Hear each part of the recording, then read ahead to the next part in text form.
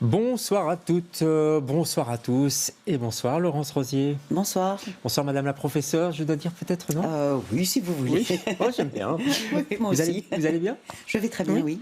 Allez, on va parler de votre livre qui vient de sortir, ça s'appelle La Riposte. Avant ça, 3 petites questions si vous le voulez bien. Je vais vous demander de répondre un peu du tac au tac, c'est le principe du questionnaire de Proust.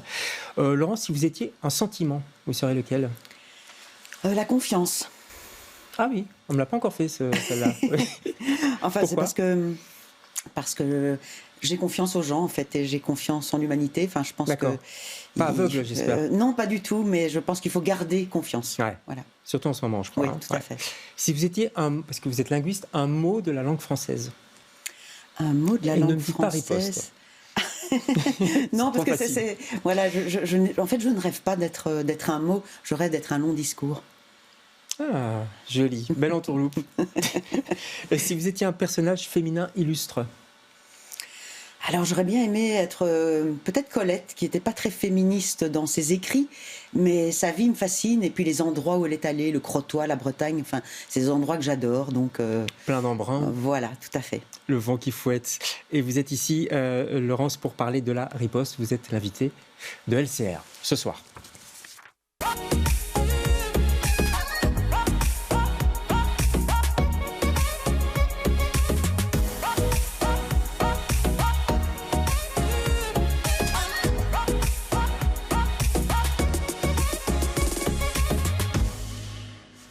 Et le voilà, le livre La Riposte.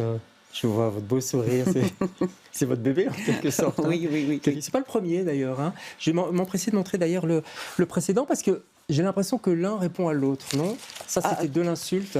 Oui, tout à fait, parce que quand De l'insulte est paru en 2017, donc c'était quand même une période cruciale, MeToo.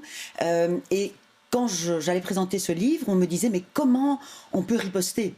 Et donc ça faisait déjà son chemin en moi de cette idée de réplique, de résistance. Donc c'est vrai que le livre La Riposte est l'objet d'une réflexion qui se puise aux sources de l'insulte. Commencer par l'insulte, on va voir des images d'une exposition à l'ULB, puisque vous êtes professeur à l'ULB, que vous aviez monté avec d'autres sur les insultes faites aux femmes. Faites aux femmes, oui. Salope et autres noms d'oiselles. Salope et autres noms d'oiselles. Ça avait bien fonctionné cette expo, je me souviens. Et malheureusement, je crois qu'on pourrait la remonter aujourd'hui. On devrait juste changer les personnes. Ouais. Malheureusement, comme vous dites, parce qu'on va essayer de comprendre ce qui s'est passé depuis 2017, le mouvement MeToo. C'est vrai que vous travaillez sur les insultes depuis 30 ans. Là, vous avez travaillé sur la riposte. Parce qu'en 30 ans, on a l'impression que les choses n'ont pas beaucoup changé. Sauf qu'à partir de 2017, il y a quelque chose, il y a un mouvement quand même. Il y a, mouvement MeToo évidemment, mais il y a justement une riposte qui s'installe. Les femmes répondent. Riposte, c'est un mot italien en fait. Oui, tout à fait, c'est répondre. Après, c'est un vocabulaire militaire aussi. Oui, c'est vrai. Voilà, on fait une riposte aux frappes de la Russie. Voilà, on entend partout, malheureusement aussi dans les médias aujourd'hui. Donc il y avait l'idée aussi de se réapproprier ce terme. En 2017, c'est aussi la visibilité. Et c'est aussi ce fait de dire moi aussi, pour moi c'était une riposte, c'est-à-dire je témoigne publiquement, donc c'est une espèce d'événement de parole qui, voilà, dans l'histoire de la riposte a une certaine importance. Oui, alors justement, quel type de riposte? L'exemple le plus récent, c'est celui du procès Depardieu. Vous avez peut-être suivi ici depuis la Belgique, son avocat qui était à la limite d'ailleurs de l'insulte aux victimes. Il y avait deux victimes qui étaient dans la salle, et puis Anouk Grimbert, qui était d'ailleurs sur le tournage des Volets Verts, et qui était sur place au procès dans le prétoire, et qui l'a quitté brusquement. Alors dans la foulée, un livre qui s'appelle Respect. Beau titre aussi, je trouve, important.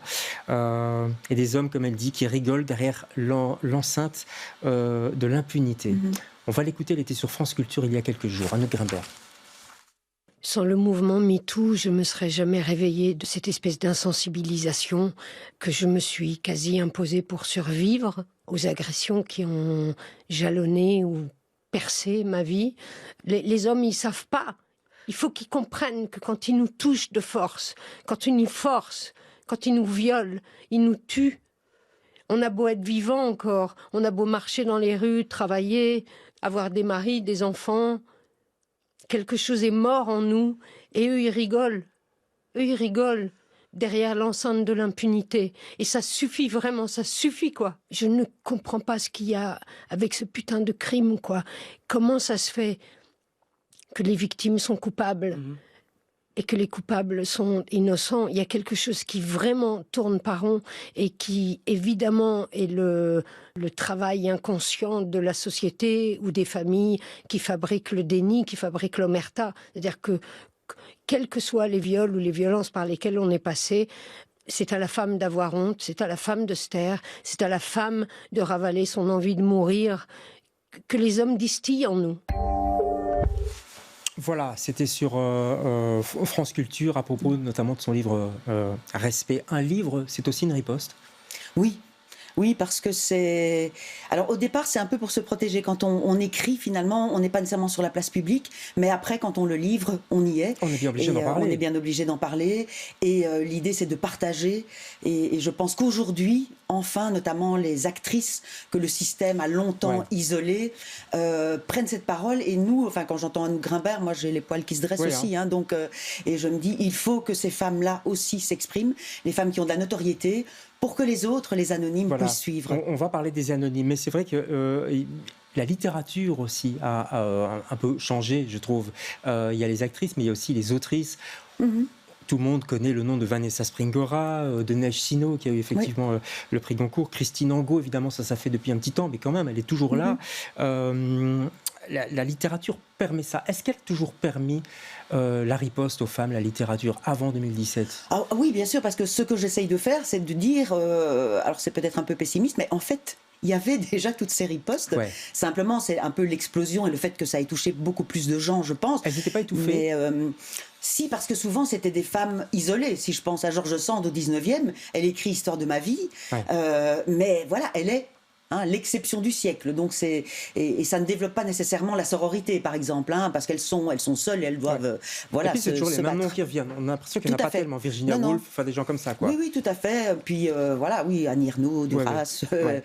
C'est vrai et on préfère toujours faire des exceptions. Mais aujourd'hui, c'est vrai qu'il y a cette vague avec cette littérature un peu que j'appelle ethnographique. C'est-à-dire on fait de la littérature, mais autrement, en disant ce qu'on taisait avant. Alors la riposte, c'est pas que des mots, ça peut être aussi un silence d'ailleurs, des silences, des gestes, comme par exemple quitter une assemblée. On se souvient d'Adèle Haenel il y a quelques années à la cérémonie des Césars qui s'était levée. On se lève et on se barre. On se lève et on se casse, Ou même Judith Godrèche qui va sur les plateaux de télévision, qui a sorti une série d'ailleurs, sur une très bonne série sur sa vie d'actrice. Mais quand on n'est pas connu, justement, quand on est une femme anonyme, on fait comment ? Alors justement, je pense que le principe de ne pas être isolé, c'est-à-dire chercher au départ de la solidarité ou de la sororité, parce qu'on ne doit pas être des héroïnes tout le temps. En fait, c'est un peu ça qu'on nous demande. Et finalement, cette héroïsation, parfois, elle nous restreint aussi au silence en disant, j'aurai pas la bonne réplique, j'aurai pas la bonne action, mais du petit compliment à la chanson qu'on va se mettre en boucle dans la tête, parce qu'elle nous permet finalement de sourire et de tenir. Il y a des tas de petits objets dans le quotidien et de petites actions qui nous permettent finalement d'avoir cette riposte qui peut paraître petite, mais je pense que c'est l'addition de ces petites ripostes qui peut faire cœur collectif. Et comment ne pas se sentir coupable aussi, parce qu'on a peut-être, quand on est femme, on se dit ce sont eux qui ont raison finalement, je suis peut-être un petit peu coupable de l'avoir regardé de haut. Ah oui, parce qu'il y a toujours ce discours-là. C'est vrai que la riposte, c'est un changement des représentations, un changement des mentalités, et on le répète. En effet, la honte change de camp, mais elle tarde toujours. On s'habille comme on veut, mais il faut quand même faire attention. Et donc, ces dictates, c'est un combat journalier, quotidien, en fait. Un combat, vous dites. C'est dur quand même de vivre avec un combat. C'est pour ça que riposte, c'est quand même aussi, je l'ai dit, du vocabulaire militaire. Oui, c'est clair que parfois on a aussi envie de se délester de ça, mais... Alors on est en Belgique, en France, dans des sociétés relativement ouvertes. Je dis quand même relativement. Comment répondre quand la société vous en empêche ? Je pense par exemple aux femmes afghanes ou aux Iraniennes. On va regarder une photo que vous connaissez sans doute, c'est celle de cette étudiante iranienne à Téhéran qui sort dans la rue en sous-vêtements, en silence justement. C'est une riposte aussi, ça. Mais elle risque sa vie. Ah bien sûr, ah oui, tout à fait, suivant les espaces. Alors c'est pas pour minimiser, mais c'est un continuum. Et je pense qu'il y a justement une alliance entre toutes les femmes et avec des urgences où elles nous servent aussi de modèle, en disant voilà, elle fait ça dans cette situation. Alors nous, on va mettre le mini short et on va y aller, quoi, par exemple, parce que c'est. Vous croyez qu'il y a un effet pas de miroir? Il y a un effet de miroir quand même. Oui. J'espère que oui. Ouais. L'humour aussi, dans les stand-up notamment, et vous parlez même de beaucoup d'humoristes féminines se réapproprient un petit peu les codes masculinistes, entre guillemets. Oui, parce les expressions, on s'en bat les couilles. Oui, on s'en bat le clito ou les ovaires. Voilà, Oui, parce qu'en fait, finalement, là aussi, on approche quelque chose qui est un tabou dans la société. Quand une femme, finalement, s'approprie le rire, parce qu'au départ, c'est très masculin, on va très vite lui dire, sois pas vulgaire. Et en fait, on peut revendiquer aussi, c'est quoi la vulgarité? D'abord, c'est énoncé par les autres.